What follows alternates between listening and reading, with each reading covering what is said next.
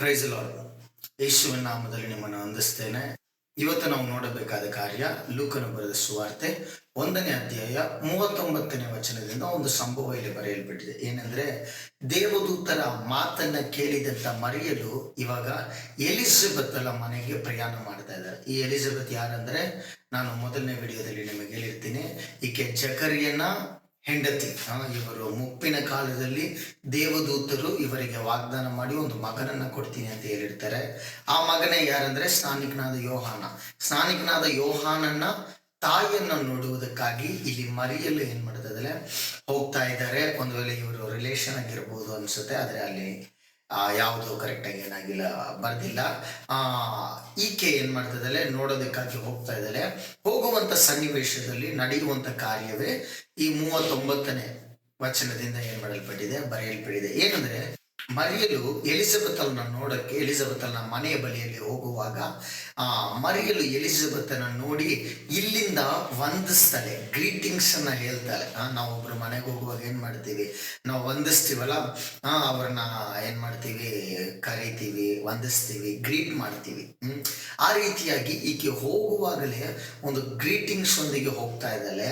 ಅಲ್ಲಿ ಏನ್ ನಡೀತೆ ಅಂದ್ರೆ, ಮರಿಯಲ್ಲ ಶಬ್ದವನ್ನ, ಮರಿಯಲ್ಲ ಆ ಗ್ರೀಟಿಂಗ್ಸ್ ಅನ್ನ, ವಂದನೆಯನ್ನ ಕೇಳಿದ ತಕ್ಷಣ ಎಲಿಜಬೆತ್ತಳ ಹೊಟ್ಟೆ ಒಳಗೆ ಇರುವಂತ ಮಗು ಏನ್ ಮಾಡ್ತದೆ ಅಂದ್ರೆ, ಉಲ್ಲಾಸದಲ್ಲಿ, ಹಾಗಂದ್ರೆ ಖುಷಿಯಲ್ಲಿ ಅದೇನ್ ಮಾಡ್ತದೆ, ಜಿಗಿತದೆ. ಇರುವಂತದ್ದು ದೇವರು ವಾಗ್ದಾನ ಮಾಡಿದಂತ ಒಂದು ಮಗು. ಇವಾಗ ಈ ಮಗು ಯಾವಾಗ ಮರಿಯಲ್ಲ ಶಬ್ದವನ್ನ ಕೇಳ್ತದೋ ಆಗ ಈ ಮಗು ಜಿಗಿತದೆ ಅಂತ ಹೇಳಿ ಎಲಿಜಬೆತ್ತಳು ಇಲ್ಲಿ ಹೇಳುವಂತ ಕಾರ್ಯವನ್ನು ನೋಡಬಹುದು. ಇವಾಗ ತಕ್ಷಣ ಏನಾಗ್ತದೆ ಅಂದ್ರೆ, ಎಲಿಜಬೆತ್ತಳು ಸಹ ಆಕೆ ದೇವರಾತ್ಮ ಪರಿತಲಾಗಿ, ದೇವರಾತ್ಮ ಪರವಶಲಾಗಿ ಕೆಲವು ಮಾತುಗಳನ್ನ ಮಾತನಾಡೋದನ್ನ ಇಲ್ಲಿ ನಾವು ನೋಟಿಸ್ ನೋಡಬಹುದು. ಮೊದಲನೇದಾಗಿ ಏನಂದ್ರೆ, ನೀನು ನಮ್ಮ ಮನೆಗೆ ಬರೋದಕ್ಕೆ ನಾನು ಭಾಗ್ಯವಂತಳು. ಹಾಗಾದ್ರೆ ನೀನು ಯಾರು?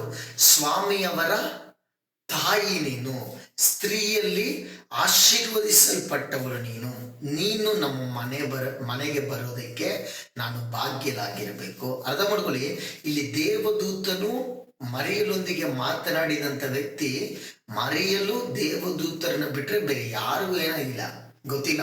ಒಂದು ವೇಳೆ ಇಲ್ಲಿ ಮರಿಯಲ್ಲಿ ಬರುವಾಗಲೇ ಏನ್ ಅನ್ಕೊಂಡ್ಬಂದಿರ್ಬೋದು, ಇದ್ರ ಬಗ್ಗೆ ಎಲಿಜಬೆತ್ ಹತ್ರ ಮಾತಾಡೋಣ, ಡಿಸ್ಕಸ್ ಮಾಡೋಣ ಅಂತ ಬರ್ಬೋದು. ಆದ್ರೆ ಇವೆಲ್ಲ ಶಬ್ದವನ್ನ ಕೇಳಿದ ತಕ್ಷಣ ಮಗು ಜಿಗಿತದೆ. ಅಲ್ಲಿ ಆಕೆ ಎಲಿಜಬೆತ್ ದೇವರ ಪರವಶಲಾಗಿ, ದೇವರ ಪ್ರೇರಣೆ ಉಳ್ಳವರಾಗಿ, ಪವಿತ್ರಾತ್ಮ ಭರಿತಲಾಗಿ ಹೇಳ್ತದಲೆ, ನೀನು ಸ್ತ್ರೀಯರಲ್ಲಿ ಆಶೀರ್ವದಿಸಲ್ಪಟ್ಟವಳು. ದೇವದೂತರು ಹೇಳಿದಂತ ಅದೇ ಮಾತು. ಹಲ್ಲೆಲೂಯಾ. ಇನ್ನು ಕೆಳಗೆ ಬರೆಯಲ್ಪಟ್ಟಿದೆ, ಆ ಮರಿಯಲಿಗೆ ಇನ್ನು ಮದುವೆ ಆಗಿಲ್ಲ. ಮರಿಯಲಿಗೆ ಮದುವೆ ಆಗಿಲ್ಲ, ಆದ್ರೆ ಈಕೆ ಒಂದು ಮಾತನ್ನ ಹೇಳ್ತದಲ್ಲೇ, ನಿನ್ನ ಮೂಲಕ ಹುಟ್ಟುವಂತ ಮಗು ಅದು ಈ ರೀತಿಯಾದ ಕಾರ್ಯಗಳಿಲ್ಲ ಅಂತ ಏನ್ ಮಾಡ್ತದೆ, ಅಲ್ಲಿ ಬರೆಯಲ್ಪಟ್ಟಿದೆ. ಮಗುವಿನವರೆಗೂ ಆ ಮಗು ಆಶೀರ್ವದಿಸಲ್ಪಟ್ಟಿದ್ದು ನೀವು ಕೆಳಗೆ ನೋಡಬೇಕಾದ್ರೆ ಒಂದು ಕೀರ್ತನೆ ತರನೇ ಒಂದು ದೊಡ್ಡ ಕಾರ್ಯವನ್ನ ಅಲ್ಲಿ ಎಲಿಜಬೆತ್ ಹೇಳ್ತಾ ಇದ್ದಾರೆ. ಆ ಮಗು ಬರ್ತದೆ, ಆ ಮಗು ಏನೇನೆಲ್ಲ ಮಾಡುತ್ತದೆ, ಇಸ್ರೇಲರ ಎಲ್ಲಾ ಕಾರ್ಯಗಳನ್ನ ಬದಲಾವಣೆ ಮಾಡುತ್ತದೆ.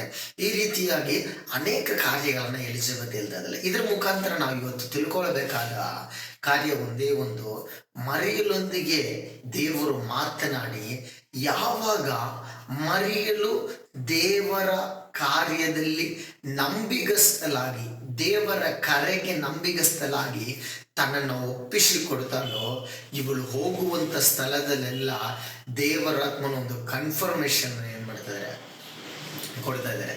ಇದಕ್ಕಿಂತ ಮುಂಚೆ ಎಲಿಜಬೆತ್ತಳ ಮನೆಗೆ ಮರಿಯಲು ಹೋಗಿರ್ಬಹುದು, ಮಾತಾಡಿರಬಹುದು, ಆದರೆ ದೇವರ ವಿಷಯಕ್ಕೆ ಒಪ್ಪಿಸಿಕೊಟ್ಟು ಮರಿಯಲು ಈ ಎಲಿಜಬೆತ್ತಳ ಮನೆಗೆ ಹೋಗುವಾಗ ಈ ವೆಲ್ಕಮ್ಮೇ ಡಿಫ್ರೆಂಟ್ ಆಗಿತ್ತು, ಈ ಘನವೇ ಡಿಫ್ರೆಂಟ್ ಆಗಿತ್ತು, ಈ ಒಂದು ಕಾರ್ಯವೇ ಡಿಫ್ರೆಂಟ್ ಆಗಿತ್ತು.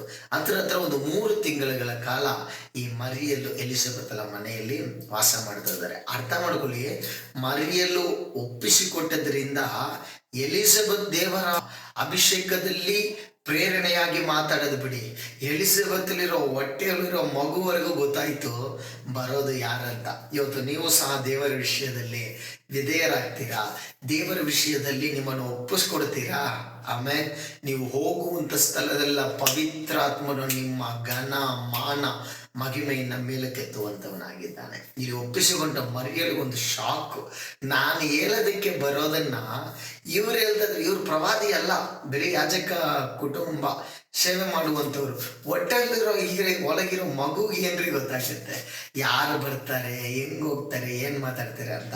ಆದ್ರೆ ಈ ಹೊಟ್ಟೆ ಒಳಗಿರೋ ಮಗು ಸಹ ಜಿಗಿತದೆ. ಇದೇ ದೇವರ ಕರೆಗೆ ಒಬ್ಬನು ಹೂಂಗೊಟ್ಟಿ, ದೇವರ ಕರೆಗೆ ಒಬ್ಬನು ಸರಿ ಅಂತ ಹೇಳಿ ಒಪ್ಪಿಸಿಕೊಂಡು ದೇವರ ಚಿತ್ತವನ್ನು ಒಬ್ಬನು ಮಾಡೋದಕ್ಕೆ ಶುರು ಮಾಡಿದ್ರೆ ಅವನಿಗೆ ದೇವರು ಕೊಡುವಂತ ಸರ್ಪ್ರೈಸ್ ಆಗಿರಲಿ, ಅವರಿಗೆ ದೇವರು ಕೊಡುವಂತ ಅದ್ಭುತವಾಗಿರಲಿ, ಅದೇ ಹೇರಾಳವಾಗಿರ್ತದೆ. ಇವತ್ತು ಮರಿಯಲ ತರ ನೀವು ನಿಮ್ಮನ್ನು ಒಪ್ಪಿಸ್ಕೊಡಿ, ಆ ದೇವರ ಕಾರ್ಯವನ್ನು ಮಾಡೋದಕ್ಕಾಗಿ ಸರೆಂಡರ್ ಆಗಿ, ಆಮೇಲೆ ದೇವರ ನಿಮ್ಮ ಮುಖಾಂತರ ಮಾಡುವಂತ ಕಾರ್ಯ ನಿಮಗೆ ಅತಿಶಯವಾಗಿರ್ತದೆ. ಒಂದೊಂದು ದಿನವೂ ಸರ್ಪ್ರೈಸ್ ಅನ್ನು ಕೊಡುವಂತ ದೇವರಾಗಿದ್ದಾರೆ. God bless you. ದೇವರು ನಿಮ್ಮನ್ನು ಆಶೀರ್ವಾದ ಮಾಡಲಿ.